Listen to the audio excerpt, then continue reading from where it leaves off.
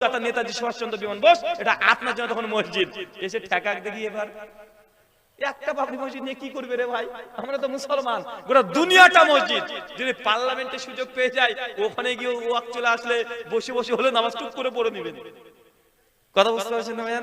আমাদেরকে বুঝেই না মোদিজি যে ঠেকানো যায় না। মোদিজি বলেছে এখন থেকে নাকি মুসলিমদের যে পার্সোনাল ল বোর্ড ছিল এটাকে তুলে দিবে। মুসলিমদের পার্সোনাল ল বোর্ডে কি ছিল? মুসলমান 4টে করে বিয়ে করতে পারবে, এটা এখন তুলে দিবে। আমাকে প্রশ্ন করছে ভাইজান এই পার্সোনাল বোর্ড যদি উঠে যায় তো আমাদের ক্ষতি হয়ে যাবে না? আজ কি ক্ষতি হবে? মোদিজি যতই কলা কৌশল করুক, আল্লাহ চাইতে বের কিছু কৌশলে আছে নাকি? হ্যাঁ, ভারতের নিয়ম কি? ইন্ডিয়ান সংবিধান বলছে একজন পুরুষ এট এ টাইম একই সঙ্গে একটা স্ত্রী রাখতে পারবে, তাই না ভাইজান? কিন্তু যদি প্রেম করে মানে পরকীয়া, এটা বৈধ ভারতে। এটা কি বৈধ?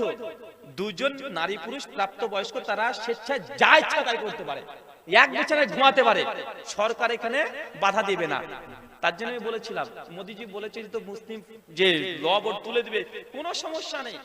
ভারতের সংবিধান অনুযায়ী রেজিস্ট্রি করে একটা বিয়ে করে দেন, ওটা হুজুর মানে মোদিজি দেখবে হ্যাঁ এলেকটা একটাই বিয়ে করেছে।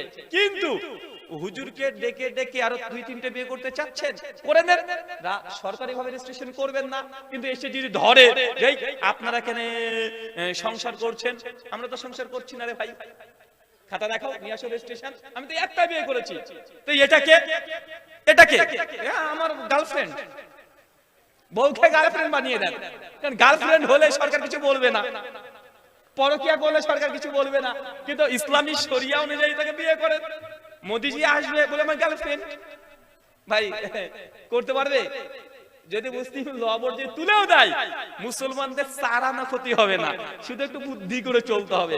বাবরি মসজিদ নিয়েছে, গোটা শিয়ালদা স্টেশন আপনার জন্য মসজিদ। শুকরিয়া, জাযাকাল্লাহ খায়রান, বারাকাল্লাহ ফিকুম।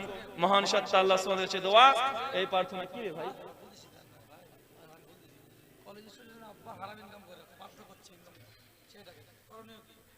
আবু হারাম ইনকাম আব্বু হারাম ইনকাম আমার করেনি কি বলে, আমাকে সেই কাজ করতে বাধ্য করা হচ্ছে।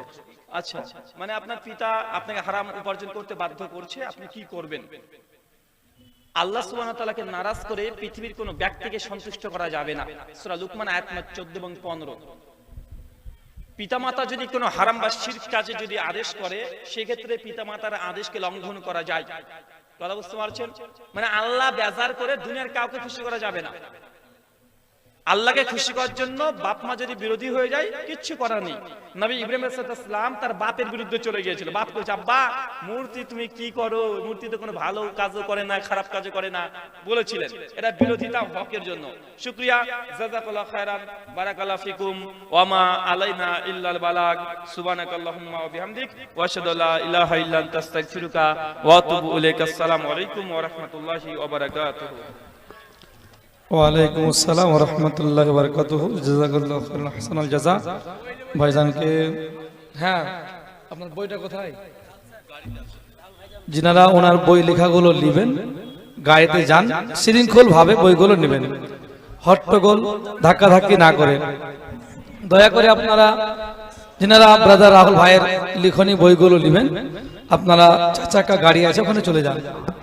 খুব মনোযোগ দিয়ে আপনারা, এই যে 4 চাকা গাড়ি এই সামনে, এই যে জেনারেটরের পাশে গাড়ি আছে। আজকে অসংখ্য শুকরিয়া যে আমরা 29 এপ্রিল সোমবার একটা প্রোগ্রাম করার জন্য বিগত প্রায় 3 মাস আগে থেকে প্রস্তুতি নিয়েছিলাম, যার আজকে সম্পন্ন হলো আলহামদুলিল্লাহ। আল্লাহ তাবারাক ওয়া তাআলা তুমি আমাদেরকে সবাইকে আজকে কবুল করো, ভাই ব্রাদার সাহেবের হায়াত দারাজ করো, এবং যারা এর জন্য অত্যন্ত পরিশ্রম দিয়েছে সকল পরিশ্রমকে কবুল করো, আল্লাহুম্মা আমিন। চলেন সবাই দোয়া করেন, ভালো থাকেন। সকলের কাছে আশা আবেদন যে আল্লাহর উপরে ভরসা রেখে প্রত্যেকটা কাজ করেন, ইনশাআল্লাহ আল্লাহ সফল করবে। আল্লাহর উপরে ভরসা রাখেন, ইনশাআল্লাহ আল্লাহ সফল করবে। আসসালামু আলাইকুম।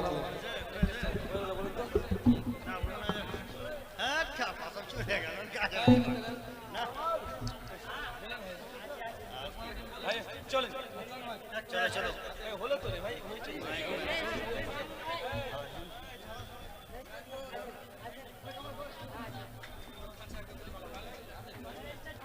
স্টেজ ভেঙে যাবে। নামেন নামেন সব। মাইক বন্ধ করে মাইক বন্ধ করে দেন।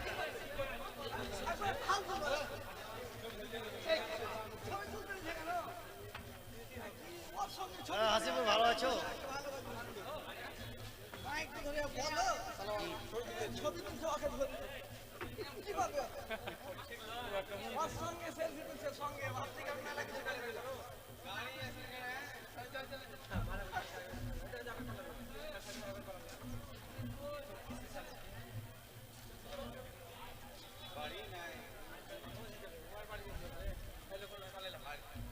চলেন আমি দেখছি আমরা বাড়ি যাবো এখন থাকতে হবে।